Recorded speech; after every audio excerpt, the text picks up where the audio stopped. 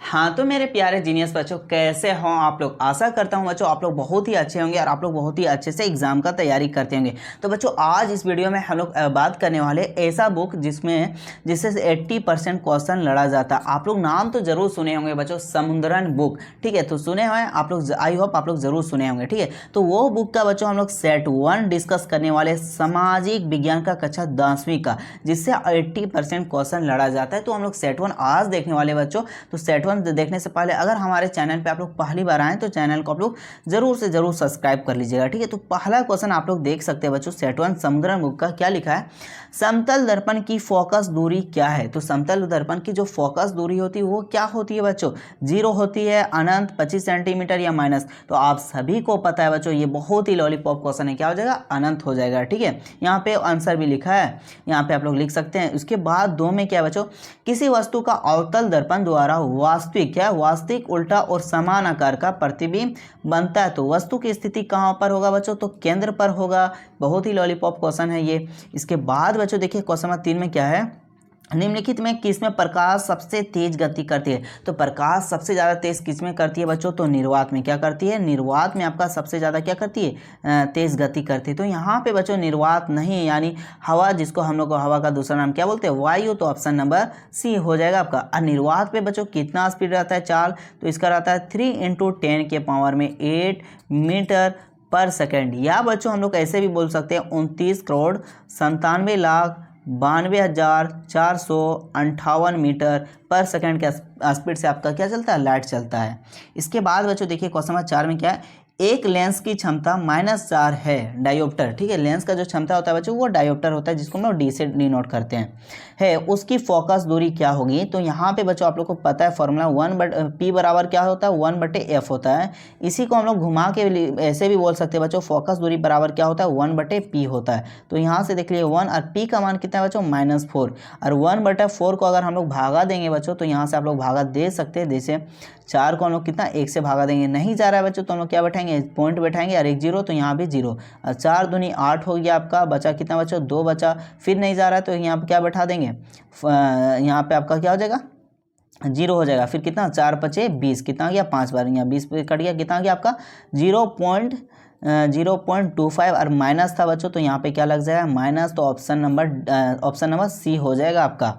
इसके बाद बच्चों देखिए क्वेश्चन नंबर 5 में क्या है, मानव नेत्र की फोकस दूरी में परिवर्तन का क्या कारण होता है। तो ये होता है बच्चों आपका सिलरिया मांसपेशिया। याद रखिएगा मेरे प्यारे बच्चों, सिलरिया मांसपेशिया के कारण क्या होता है, फोकस दूरी में परिवर्तन होता है मानव के नेत्र में। ठीक है, यानी हमारे आँख में। इसके बाद बच्चों देखिए 6 में क्या है, दूरदृष्टि दोष का भी कहा जाता है। तो क्या कहा जाता है बच्चों, दूरदृष्टि को हाइपर मेटोपोरिया कहा जाता है। ऑप्शन नंबर ए हो जाएगा। ठीक है, इसके बाद बच्चों देखिए क्या है, क्वेश्चन नंबर 7 में प्रतिरोध का एसआई मात्रा क्या होता है। तो प्रतिरोध का एसआई मात्रा ओम होता है, जिसको हम लोग संकेत से इस तरह दिखाते हैं, या ओम हो जाएगा। ठीक है, इसको याद रखिएगा, ये वेरी इंपॉर्टेंट क्वेश्चन आपको को 1 नंबर में पूछ देता है। यहाँ से आपको पूछ देता है बच्चों का सब्जेक्टिव क्वेश्चन में, प्रतिरोध किसे कहते हैं। तो प्रतिरोध किसको कहते हैं, जो विद्युत धारा का विरोध करता है बच्चों, उसको हम लोग क्या कहते हैं, प्रतिरोध कहते हैं।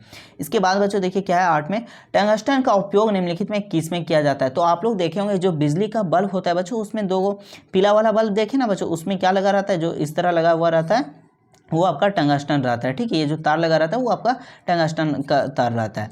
इसके बाद यहाँ 9 में देखिए, चुंबकीय क्षेत्र की रेखाएं निकलती है। चुंबकीय जो क्षेत्र होता है बच्चों, साउथ और नॉर्थ, उसमें उत्तर और दक्षिण, उससे कहाँ से निकलता है बच्चों, तो वो आपका निकलता है उत्तरी ध्रुव से। क्या निकलता है, उत्तरी ध्रुव से। ऑप्शन नंबर बी हो जाएगा। इसके बाद बच्चों देखिए क्वेश्चन नंबर 10 में क्या लिखा है, निम्नलिखित में कौन सा हमारे लिए ऊर्जा का परम स्रोत है। तो ऊर्जा का परम स्रोत कौन सा हो जाएगा बच्चों, सौर ऊर्जा हो जाएगा। क्या हो जाएगा, सौर ऊर्जा। जो भी क्वेश्चन आप लोग देख रहे हैं बच्चों, इसे फटाक से आप लोग कॉपी निकाल के इसको लिख के आप लोग याद कर लीजिए बच्चों, क्योंकि ये समुद्रन बुक का सेट 1 का क्वेश्चन है बच्चों।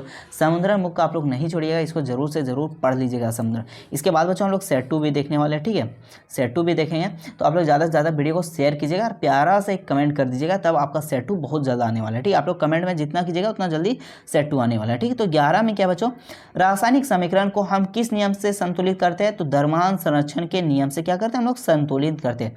द्रव्यमान संरक्षण का नियम क्या कहता है बच्चों, अभिकारक का कुल द्रव्यमान तथा उत्पादक का कुल द्रव्यमान दोनों क्या होता है, इक्वल होता है। ठीक है, ये क्या कौन बोलता है, द्रव्यमान संरक्षण का नियम बोलता है। ठीक है, इसके बाद बच्चों देखिए 12 में क्या है, FeSO कार्बन सल्फेट को रिएक्ट करते हैं किस Fe से, तो क्या बनाता है वो, कार्बन को कॉपर को हटा के, कॉपर सल्फेट को हटा के क्या बना देता है, फेरिक सल्फेट FeSO4। किस प्रकार का अभिक्रिया है, तो यहाँ से आप लोग देख सकते हैं जब भी 3 गो इस तरह रहता है बच्चों, 3 गो, ये पैटर्न को समझिए, जब भी यहाँ पे 1 था और यहाँ पे 2 था और यहाँ पे देखिए 1 और 2, यानी ये क्या कर दिया, Fe को क्या कर दिया, विस्थापित कर दिया। क्या कर दिया, इसको हटा के दूसरे को बैठा लिया। यहाँ देखिए Cu हट गया और इसको क्या कर दिया, विस्थापित। तो ये हो गया बच्चों आपका विस्थापन अभिक्रिया। ठीक है, और याद रखिएगा इधर A प्लस B ये इस तरह रहेगा, इधर बन जाएगा C, इसको हम लोग बोलते हैं संयोजन अभिक्रिया। ठीक है, और एक याद रखिए बच्चों, अगर यहाँ पे आपका रहा AB, क्या रहा AB, और इस तरह रिएक्टर होके A प्लस B बन गया, इसको बोलते हैं हम लोग वियोजन अभिक्रिया, जिसको क्या बोलते हैं, अपघटन अभिक्रिया भी बोलते हैं। ठीक है,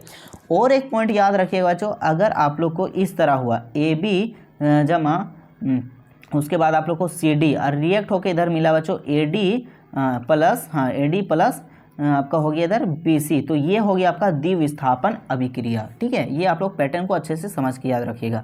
इसके बाद बच्चों 13 में क्या है, H प्लस आयन की सांद्रता किस पदार्थ में सबसे अधिक होती है, तो जो जठर का रस होता है बच्चों, उसमें हाइड्रोजन प्लस जो आयन होता है उसकी सांद्रता सबसे अधिक होती है। ठीक है, इसके बाद बच्चों देखिए क्वेश्चन नंबर 14 में क्या है, ABCD तथा pH मान क्रमशः 5, 8, 10, 13 में उपरोक्त में कौन सा अम्ल है, तो अम्ल क्या होता है बच्चों, जो 7 से क्या होता है, कम होता है। 7 से जो कम होता है मेरे बच्चों, वो उसको हम लोग क्या बोलते हैं, अम्ल कहते हैं। ठीक है, और जो 7 से अधिक होता है बच्चों, उसको हम लोग क्या बोलते हैं, आपका क्षार कहते हैं। क्या कहते हैं, क्षार कहते हैं। और जो केवल 7 रहता है बच्चों, जिसका pH मान, उसको हम लोग बोलते हैं उदासीन बोलते हैं। क्या बोलते हैं, उदासीन बोलते हैं। ठीक है, ये आप लोग नोट कर लीजिएगा कॉपी में, काफ़ी इंपॉर्टेंट है ये बात।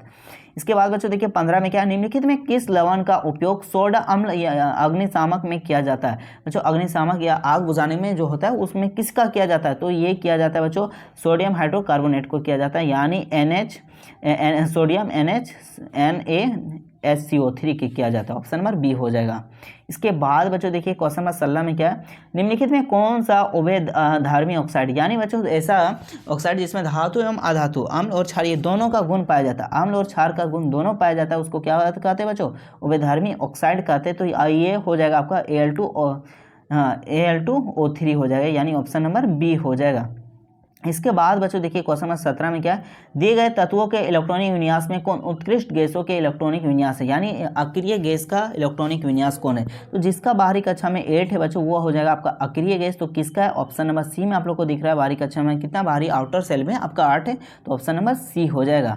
इसके बाद बच्चों देखिए 18 में क्या है, निम्नलिखित में कौन सा अत्यंत हाइड्रोकार्बन है, तो हाइड्रोकार्बन कौन सा है बच्चों, आप लोग देख सकते हैं C2H4 C2H2, ये C2H2 के हाइड्रोकार्बन है आपका, ऑप्शन नंबर सी हो जाएगा।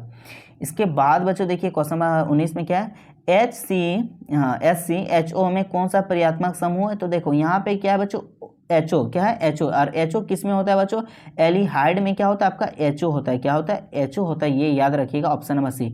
जो HO होता है बच्चों, ये आपका एल्डिहाइड में होता है, ये आप लोग बात याद रखिएगा। ठीक है, इसके बाद बच्चों देखिए 20 में क्या है, दिए गए तत्वों के में किस तत्व में संयोजी इलेक्ट्रॉनिक की संख्या लिथियम के बराबर होता है, तो ये होता है आपका बच्चों पोटेशियम जो होता है वो, और लिथियम, ये दोनों का संयोजी इलेक्ट्रॉनिक के बराबर होता है।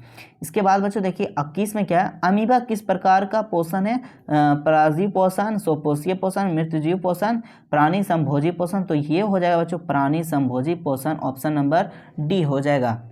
इसके बाद बच्चों देखिए 22 में क्या है, श्वसन प्रक्रम में ग्लूकोज के से पायरुवेट का विखंडन कहाँ होता है, तो कहाँ होता है बच्चों, कोशिका दर में, माइक्रोकॉन्ड्रिया में, हमारे पेशिया में, या ईस्ट में, तो ये होता है बच्चों आपका कोशिका दर में, ऑप्शन नंबर ए हो जाएगा।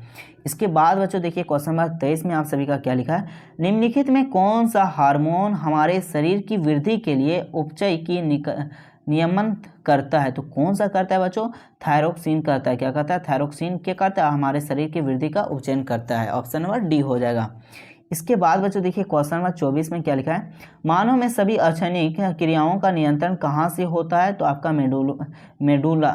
मेडुला से होता है, ऑप्शन नंबर डी हो जाएगा। इसके बाद बच्चों ये फिगर आप लोग याद रखिएगा, इसी को क्या कहते हैं, किस जनन का प्रदर्शित करता है, तो पुनर्दु भवन का आपका प्रदर्शित करता है। ऑप्शन नंबर सी हो जाएगा बच्चों। इसके बाद बच्चों देखिए क्वेश्चन नंबर 26 में क्या है, मनुष्य में निषेचन कहाँ होता है, तो मनुष्य में जो निषेचन कहाँ होता है बच्चों, अंडवाहिका में होता है। कहाँ होता है, अंडवाहिका में। ऑप्शन नंबर ए हो जाएगा। इसके बाद बच्चों देखिए क्वेश्चन 27 में, किसी जीव में कोई गुण प्रवाहित करता है, किसी जीव में कोई गुण प्रवाहित करता है तो करता है किसका बच्चों, पिता और माता दोनों के डीएनए से प्रभावित होता है। इसके बाद बच्चों देखिए क्वेश्चन नंबर 28 में, नाभिकीय विद्युत संयंत्र शक्ति संयंत्र किस प्रक्रिया से ऊर्जा मुक्त होती है, तो ये आपका होता है नाभिकीय विखंडन के द्वारा से क्या होता है, ऊर्जा मुक्त होता है, यानी ऑप्शन नंबर बी हो जाएगा। इसके बाद बच्चों यहाँ से देखिए क्वेश्चन नंबर 29 में क्या लिखा है, हरे पौधे की पत्तियां प्राप्त होने वाली सौर ऊर्जा का कितना प्रतिशत भाग खाद्य ऊर्जाओं में परिवर्तित करने की खर्च होती है, तो ये आपका 1% होता है बच्चों। कितना, 1%। ठीक है। इसके बाद बच्चों देखिए 30 में क्या लिखा है, निम्नलिखित में किस पदार्थ का उपयोग करना पर्यावरण के लिए सबसे अधिक लाभदायक होता है, तो मिट्टी के डिस्पोजल का कप, क्या है, मिट्टी का डिस्पोजल कप, थर्माकोल का यानी बच्चों आप लोग ऐसे समझिए, जो आप लोग खाना में किसका करेंगे, जो पर्यावरण का यानी अगर हम शादी में गए हैं तो थर्माकोल का अगर यूज करेंगे प्लेट, तो वो क्या होगा, हमारे पर्यावरण का नुकसान होगा। प्लास्टिक का करेंगे उसका भी होगा, कागज़ के करेंगे तो उसका भी होता है। तो सबसे बेस्ट क्या होता है बच्चों, मिट्टी के डिस्पोजल कप का इस्तेमाल करेंगे तो वो सबका आसान लाभदायक होगा। ठीक है। इसके बाद बच्चों हम लोग कुछ सब्जेक्टिव क्वेश्चन देख लेंगे जो आपके एग्जाम के लिए वेरी वेरी इंपॉर्टेंट क्वेश्चन है। उसके बाद हम लोग को नेक्स्ट वीडियो में देखने वाले, सेट 2 में देखने वाले आप सभी का। ठीक है। और इसमें हम लोग सब्जेक्टिव का कुछ ही क्वेश्चन हम लोग देखने वाले। क्या लिखा है, पहला में, हम वाहनों में उत्तल दर्पण का उपयोग पृष्ठ दर्पण के रूप में क्यों करते हैं, पीछे देखने के लिए हम लोग क्यों करते हैं, तो उत्तल दर्पण का दृश्य क्षेत्र बड़ा होता है तथा इसमें प्रतिबिंब सीधा और नजदीक बनाता है, जिससे पीछे आने वाले वाहनों को देखने में आसानी होता है। जो भी हम लोग को गाड़ी में हेडलाइट में लगा रहता है वो कौन सा रहता है, दर्पण, उत्तल दर्पण। क्यों बच्चों, ताकि वो दूर का वस्तु हमको नज़दीक में दिखाई दे और बड़ा प्रतिबिंब बनाता है, इसीलिए। ठीक है। इसके बाद यहाँ से 2 में देख सकते हैं, लेंस की क्षमता की को परिभाषित करें, इसकी SI मात्रा है। लेंस की क्षमता उस पर पड़ने वाली प्रकाश किरणों को अभिसारित अथवा अपसारित करने की मात्रा की माप होती है। ठीक है। या बच्चों हम लोग बोल सकते हैं कि लेंस की क्षमता P, जो इस लेंस को फोकस करने की प्रकाश किरण से मोड़ने वाले का गुणों का अभिलक्षण है। लेंस की क्षमता की फोकस दूरी F के व्युत्क्रम द्वारा किया जाता है। P बराबर क्या होता है बच्चों, 1/F होता है, ये आप लोग याद रखिएगा। और यहाँ से दूसरा पॉइंट, लेंस की क्षमता जो SI मात्रक होता है बच्चों, उसका होता है डायोप्टर, जिसको हम लोग क्या से, जिसे प्रतीक D से द्वारा से दर्शाया जाता है। इसके बाद बच्चों देखिए क्वेश्चन नंबर 33 में क्या है, एक छात्र को अंतिम पंक्ति में बैठकर ब्लैक बोर्ड में पढ़ने में कठिनाई होता है, तो बच्चा का कौन सी दृष्टि दोष से पीड़ित हो सकता है, इसे ठीक किया जा सकता है, तो यानी बच्चों उसको दूर का नहीं दिखाई दे रहा है, यानी उसको कौन सा बीमारी बच्चों, निकट दृष्टि दोष। तो उसको दूर करने के लिए कौन सा दर्पण का करना है, अवतल। तो यहाँ लिखा है बच्चों, चूंकि विद्यार्थियों को दूर के लिखावट को पढ़ने में कठिनाई हो रही, अतः वह निकट दृष्टि दोष से पीड़ित है, इसे अवतल लेंस के द्वारा संशोधित किया जा सकता है। इसे कौन सा लेंस है, अवतल लेंस से हम लोग क्या कर सकते हैं, दिखाई जा सकता है। ठीक है।